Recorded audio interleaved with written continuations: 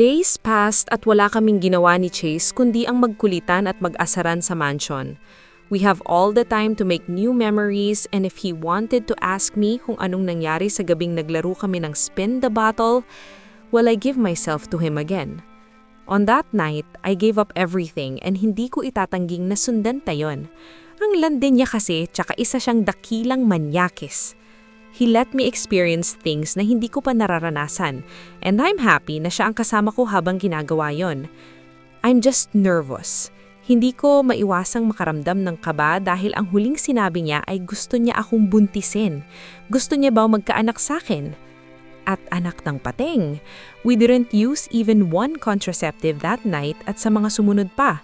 Pinapagamit ko naman siya pero ayaw niya. He just rolled his eyes on me at magdadahilan lang na sayang daw yung ana niya at mas masarap daw pag walang harang. Damn!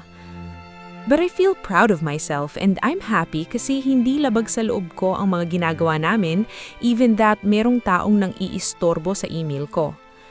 Clark keeps on sending emails and he wanted to have dinner with me. Minsan naman lunch, breakfast, and he even invite me to hang out with him. Like, is he serious? Binabaliwala ko lang naman dahil ayokong mag-isip ng makakapagpagulo lang sa akin. Abala ko sa paglilinis ng kusina nang makarinig ako ng pamilyar na mga yabag at pagkatapos nun ay naamoy ko na ang pabango ng binata niya. Gusto mo bang manood ng sine mamayang gabi? Humarap ako sa kanya at agad sumalubong sa akin ang halik niya. Mabilis lang naman yon since ako yung unang kumalas. He rapidly wrapped his arms around my waist. Why are you wearing oversized shirt? I can't see your tattoo. Kunot ang noong saad niya. Biglang pumasok sa isip ko kung gaano niya gustong-gustong makita ang tattoo ko sa tuwing may nangyayari sa amin. Mostly, nasa likod ko siya. Tinaasan ko siya ng kilay. This past few days din, gustong-gusto niyang nakikita ang tattoo ko kapag naman nakaganitong suot ako, nag-i-insist siya na mamasahiin niya ako. Palusot niya lang naman yon para masulyapan niya yung tattoo ko. And guess what? Chase is planning to have a tattoo on his chest at mukha ko daw ang ipapalagay niya. Tsk! Nilalamig ako at anong manonood ng movie? You need to sleep early tonight kasi 5 a.m. yung flight mo bukas. I can't hide the sadness in my voice when I say that.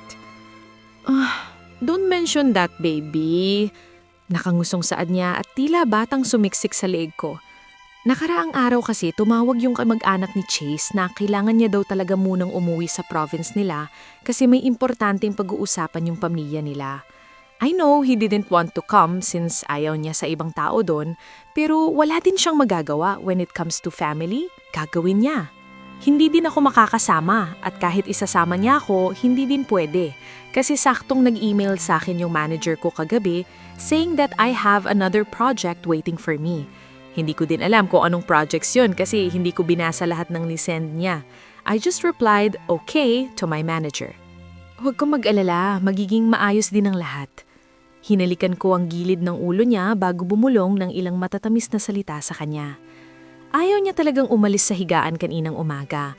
Kung hindi ko inayos yung dadalhin niyang maleta, siguro hanggang ngayon wala pa din siyang naaayos.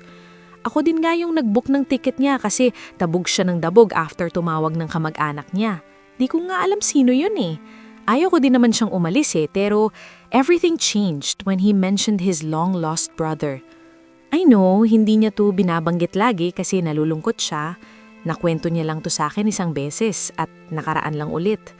Merong nawawalang kapatid na lalaki si Chase.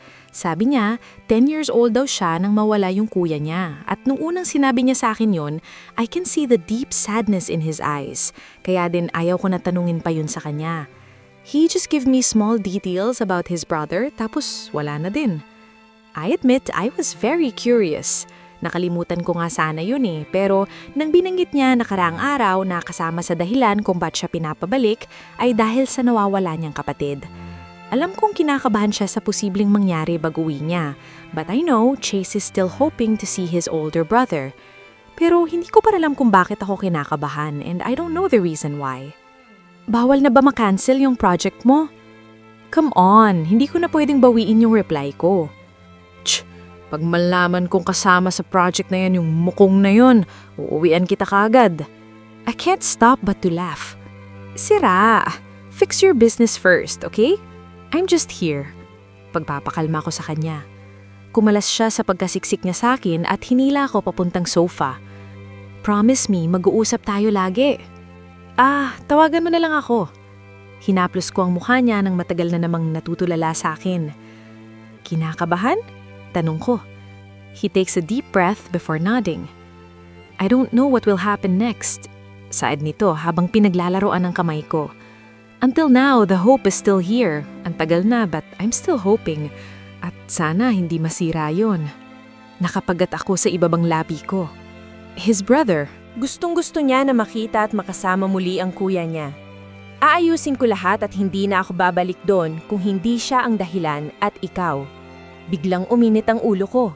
Ako? Itinuro ko ang sarili ko gamit ang libre kong kamay. Oo, hinding-hindi kita ipapakilala sa kanila. Ang babaeng pakakasalan ko, nakangising sabi niya. Shh! Siguraduhin niya lang na totoo yung mga sinasabi niya. Gagawin mo, taas kilay kong sad. Watch me, mayabang niyang sagot. Ikaw ang binabantayan ko, Chase. Dahil habang tumatanda ako, hindi ko na nabibigyan ng pansin ang sinasabi ng mga lalaki. Pinanunood ko na lang ang ginagawa nila. Mayabang kong sabi. Hinawakan niya ang baba ko at ngumiti. Just make sure that except to your dad, ako lang ang lalaking bibigyan mo ng attention. He looked at my eyes down to my lips. Because when it comes to you, I'm possessive. I'm not the jealous type, but what's mine is mine. End of the story. Napaawang ang bibig ko sa sinabi niya. Sira ulo. Hindi ko alam pero yun ang salitang lumabas sa bibig ko. Pero isang malakas na halakhak lang ang narinig ko sa kanya.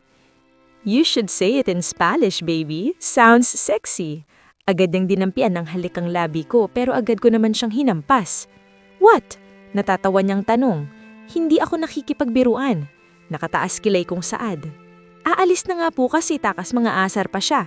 O ako lang talaga tong naaasar sa kanya. Ang tagal niya kasing mawawala. Alam kong aabot siya ng 1 buwan doon. Sana uuwi siya kahit 1 beses sa 1 linggo, pero ayoko namang gumastos siya. But Chase can use my dad private plane, pero ayaw niya din yun, panigurado. When will you come back? I asked, bago ako naman ng kusang sumiksik sa kanya. His back is leaning on the sofa habang ang kalahati lang katawan ko ay nakapatong sa kanya. I can't explain what kind of position is this, but I feel so comfortable, except for those sinful fingers that keeps on tracing circles on my exposed shoulder. Just talagang oversized shirt nga. Sa lalong madaling panahon, baby. Bakit? Namimiss mo na ba ako? Pinaikutan ko siya ng mata. Asa? I'll call you 24/7 kahit pa nasa trabaho ka. Ayokong mawala yung komunikasyon natin. Tell me everything you did and I'll tell you every small details that I've been doing there. I smiled. Lahat? Yeah, kahit pagpapalit ko ng salawal ko. Manyak mo talaga, natatawa kong saad. I wish we could be like this forever. Sa'yo lang naman ako lilingkis, natatawa din niyang saad. Komunikasyon. Sang-ayon ako. Kahit na malayo kami sa isa't isa, ang komunikasyon lang ang kailangan natin. At ang pinakamahalagang bagay sa komunikasyon ay ang pakikinig ng mga bagay na hindi mo nakita. Behave, okay? Ngumuso ako. Di ba dapat ako ang magsabi niyan sa'yo, mister? He suddenly kissed my hair. Wala kang dapat ipag-alala sa akin. My heart is all yours and of course, my body. So, kailangan pang isama yung katawan? Hindi na lang ako nagsalita at mas sumiksik pa sa kanya. Pinili kong manatili sa pag-ibig at naririto ako. Let's go upstairs, baby. Maya-mayang bulong niya, nakaagad na pataas ng tingin ko. No! Tutulog tayo ng maaga. Matigas ang saad ko pero ngumiti lang ang loko. Kaya nga aakyat na tayo, 'di ba? Ayaw mo namang manood. Shut up, Chase. Siguraduhin mong matutulog tayo. Pagbabanta ako sa kanya. Of course, baby. Sabay kindat niya na may kasamang pagkatlabi. O baka gusto mong matulog sa kabilang kwarto. Bumusangot naman siya. Fine, let's sleep. Tumaa ako dahil sa tono ng boses niya na parang nadismaya. Crazy, may balak pa atang gawin. Alam kong hindi to aabot ng 5 AM bukas kapag itutuloy niyang balak niya. Tumayo ako sa sofa at sinanyasan siyang tumalikod. Mabilis naman siyang tumalikod at mabilis akong sumampa sa likod niya. Damn baby, bumibigat ka na. Mabigit nga talaga ako even that I'm not that fat. Talagang matas lang ako, siguro dahil din doon kaya nabibigatan siya sa akin. Pero wow, ngayon pa siya nagrereklamo pero kung sa kama, parang isang magaang sako lang ako. Oh shucks, bakit ko ba naisip yun? Dahan-dahan niya akong nilabag sa kama pagdating namin sa taas. And on that night, we didn't do anything except for him whispering sweet words to me hanggang sa makatulog ako. Nagising na lang din ako na nakabihis na siya at paalis na. Baby? Tanging naisagot ko dahil naalimpungatan lang ata ako. When I check my phone, it's 4:01 a.m. Maya-maya lang ay aalis na siya. Magandang umaga. Sa kanya ako hinalikan sa magkabilang mata, pisngi at panghuli sa labi. Di pa nga ako nakaka-toothbrush. Maktul ko habang nakatakip ang dalawang kamay sa bibig. Tinawanan niya lang ako bago niya akong hinila papalapit sa kanya. Mamimiss kita. Babalik ka naman agad eh. Maktul ko at iniiwasan ng umiyak. God, I don't want him to go. Ang boring ko panigurado dito sa mansion. I can't go outside though dahil madaming paparazzi. Take care of yourself, okay? Anagaan mo si baby. Kaagad ko naman siyang hinampas dahil doon. Tse, bakit hindi mo ako ginising? Sasama ako sa airport. Kaagad naman siyang umliling. Very bad idea, baby. Baka buhatin pa kitang pasama sa eroplano. Di gawin mo. Dito ka na lang. Mamayan 8 p.m. din ang meeting mo, right? You should get more sleep. I can handle myself. Hinahalik-halikan niya ang ulo ko. Bring your bodyguards with you every time na aalis ka, okay? Kaagad din naman akong tumanggo sa sinabi niya. And don't let that man come near you. Dugtong nito na mas lalo kong ikinatanggo. Ayoko din naman. As long na wala dito si Chase, ayokong magkaproblema pa. I can't handle it. Baka magpadala lang ako sa emosyon ko and I don't want that to happen. I never let my emotions drive the hell out of me. Ayokong magalit habang wala dito si Chase. Whatever is begun in anger ends in shame and embarrassments. And I hate that. Ilang minuto ang lumipas. Natagpuan ko ang aking sarili sa harap ng aming pinto at yakap si Chase habang siya naman ay mas humigpit pang yakap sa akin. Aalis na ako. Natatawa na nung talaga ako kapag sinasabi niya yan dahil kanina pa talaga kami na andito sa pinto at maikalang beses niya din yan sabihin malapit ng mag 5 a.m. pero heto pa din siya at mahigpit na nakayakap sa akin. Last na yan. May iiwan ka na ng flight mo.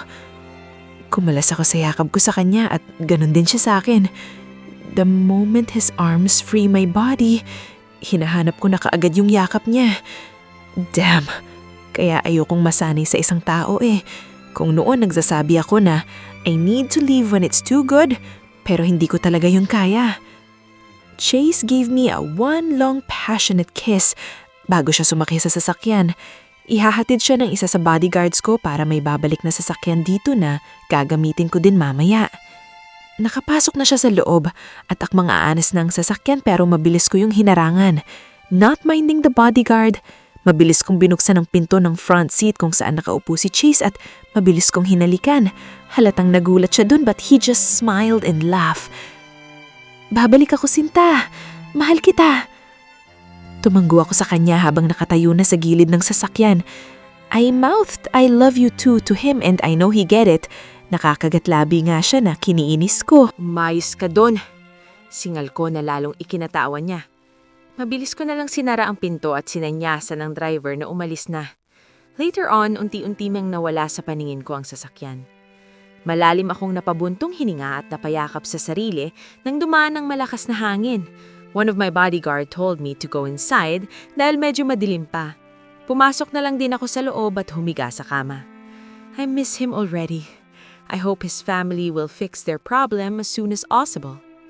Minutes later, may narinig akong tunog ng sasakyan kasabay ng pagtunog ng cellphone ko, and it was Chase saying na nakaakyat na siya ng eroplano. I smiled and replied. After sending him my reply, mabilis na pumasok sa isip ko na basahin ang email na sinend ng manager ko, and it shocked the hell out of me. Ano ba yan? Sa huling bahagi ng email ang sabi doon, para sa photoshoot, Makakatrabaho mo si Mr. Villamor sa probinsya at panghuli, kailangan mo siyang makasama para sa isang interview. Then after that, nag-reply din pala yung manager ko sa reply ko. Hindi mo ako binigo, Danica. Mas gusto mo pang makatrabaho si Mr. Clark Villamor. Mercy, this is unbelievable. Bakit pa hindi umaayon ang lahat sa gusto ko?